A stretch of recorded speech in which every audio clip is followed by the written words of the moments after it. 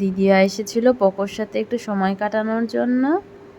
আর এই যে এসেই শুরু হয়ে গেছে, এদিকে মাম্মা অসুস্থ, এদিকে পকলা অসুস্থ। মা একবার আমাকে মাথায় জলপট্টি দিচ্ছে, একবার পকোকে মাথায় জলপট্টি দিচ্ছে।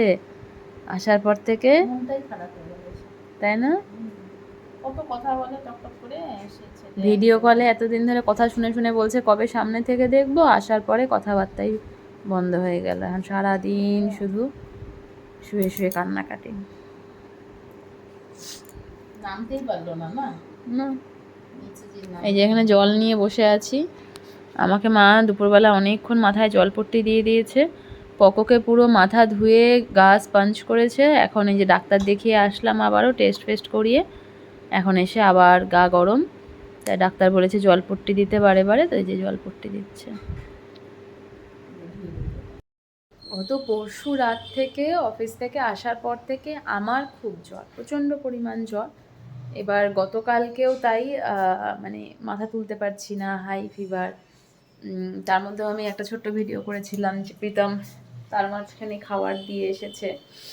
এবার কালকে মার আসার কথা, মা এসেছে সন্ধ্যাবেলায়, তারপর রাতের বেলা হঠাৎ করে পোকোর জ্বর। জ্বর তো জ্বর, উইকনেস 102-3, জ্বর উঠে যাচ্ছে, সর্দি কাশি, মানে এটা পুরোটা হয়েছে আমার থেকে। পরশুদিন আমার হয়েছে, গতকাল পকর হয়েছে। কারণ ও একদম পুরো ফিট হয়ে গেছিলো, যেটা ডাক্তারের কাছ থেকে আমরা ফিটনেস সার্টিফিকেটও নিয়ে এসেছিলাম যে এই সপ্তাহ থেকে আমরা পোকোকে স্কুলে ভর্তি করব। তারই মধ্যে আমার থেকে এরকম জ্বর সর্দি কাশি থেকে একটা অবস্থা।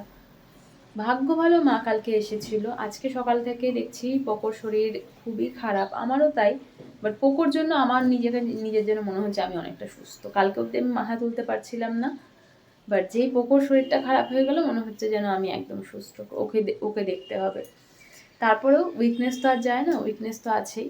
তার জন্য মা আছে বলে একটা জিনিস হলো, আজকে প্রীতম ছুটি নিয়েছে, আমি ছুটি নিয়েছি। পোকো কারো কোলে যাচ্ছে না, খালি প্রীতম বাদ দিয়ে সারাদিন প্রীতমই নিয়েছিল।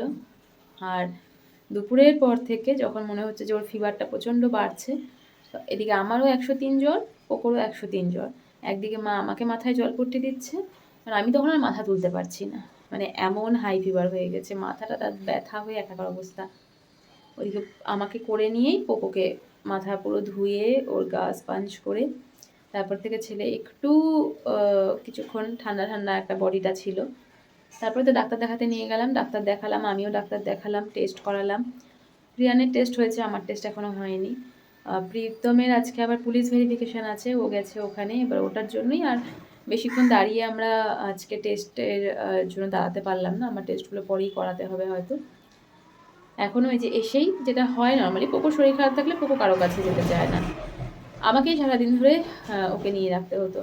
যেহেতু মা আছে, ভুলিয়ে ভালিয়ে যেভাবেই হোক না কেন, এই যে এখনও বসে বসে এতক্ষণ জলপট্টি দিল, গায়ে জ্বর ছিল অনেকটাই। বাট ডাক্তার যেটা বলেছে কিছুতেই ফিভার বাড়ানো যাবে না, কারণ ওদের ইমিউনিটি কম, ওদের কষ্টটা আমাদের থেকে 10 গুণ বেশি হয়। তাই জন্য এই মা ওটা শোনার পর থেকে সমানে জলপট্টি দিচ্ছে।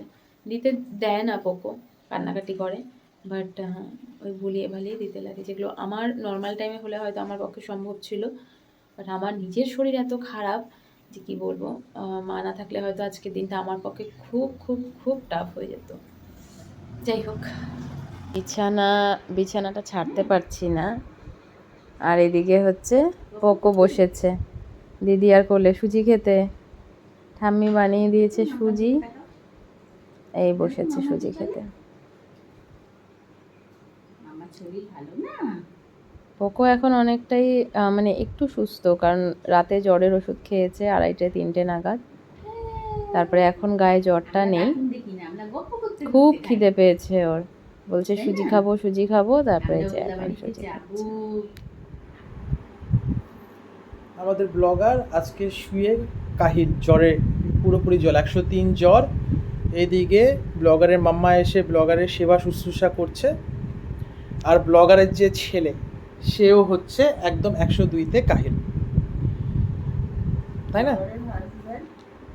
হ্যাঁ, ব্লগারের হাজবেন্ডের কি খবর?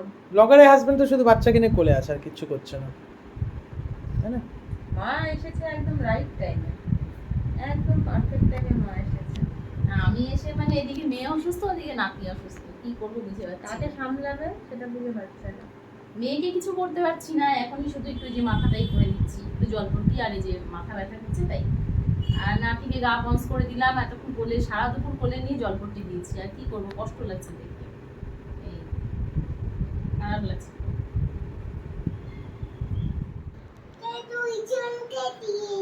হ্যাঁ দিয়েছি তো, দেখো না মাম্মার কত জ্বর, শরীর খারাপ। হ্যাঁ হ্যাঁ, কিছু তখন পকোর অনেক জ্বর ছিল, পকোকে দিয়েছি, এখন তোমাকে দিই, মাম্মারও মাম্মাকে অনেক দিই। জ্বর, তাই মাম্মাকে মাম্মাকে দিয়েছি। দিচ্ছি। মাম্মার এখন মাম্মার এখন 103 জ্বর। আমি তো এখন ঠিক হয়ে গেছি, ওষুধ খেয়েছি, ওষুধ খেয়ে ঠিক হয়ে গেছি, জল খেয়েছি, জল খেয়ে ঠিক হয়ে গেছি। ওষুধ খেয়ে ঠিক হয়ে গেছে। ওষুধ খেয়েছে, জল পট্টি দিয়েছে, তাই না? আস্তে আস্তে ঢালো। দেখো মাম্মাকে জ্বর দিচ্ছে।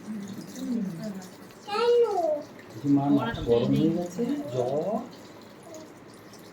গরম। দিদিয়াও আগে জল দিচ্ছে, হুম দিদিয়াও জল দিচ্ছে, দিদিয়াই তো জল দিচ্ছে, মার মাথায় জল দিদিয়াও দিচ্ছে। আমার দোল আছে, দিদিয়াও জল দিচ্ছে। হ্যাঁ দিদিয়াও জল দিচ্ছে।